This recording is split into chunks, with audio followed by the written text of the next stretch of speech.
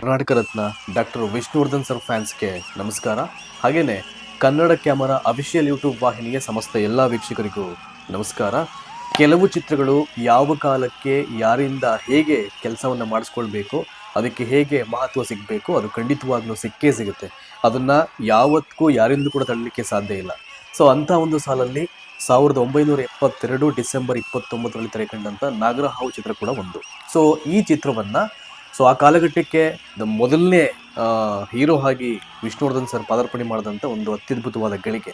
2018ರಲ್ಲಿ Ravichandran sir brother ಆದಂಥ ಬಾಲಾಜಿ ಅವರು ಆ ಇಡೀ ಚಿತ್ರದ ನೆಗೆಟಿವನ್ನು ಸರ್ಚ್ ಮಾಡಿ ಹುಡುಕಿ ಅದಕ್ಕೆಲ್ಲ ಕಲರಿಂಗ್ ಮಾಡಿಸಿ ಅದಕ್ಕೆ ಆದಂಥ ಒಂದು ಒಳ್ಳೆಯ ಬ್ಯಾಕ್ಗ್ರೌಂಡ್ ಸ್ಕೋರನ್ನು ನೈಜವಾಗಿ ಮಾಡಿಸಿ ಜೆನ್ಯೂನ್ ಆಗಿ ಅದಕ್ಕೇನೆಲ್ಲ ಎಕ್ಸ್ಟ್ರಾ ಎಫೆಕ್ಟ್ಸ್ನ ಕೊಡಬೇಕು ಎಲ್ಲವನ್ನು ಕೊಟ್ಟು ಸೊ ಫೈನಲಿ ಅದು ಜುಲೈ 20, 2018ರಂದು ಡಿಜಿಟಲೈಸ್ ಆಗಿ ಸೊ ಹೊಸ ಆವೃತ್ತಿಯಲ್ಲಿ ಅದು ಮರು ಬಿಡುಗಡೆ ಆಗುತ್ತೆ.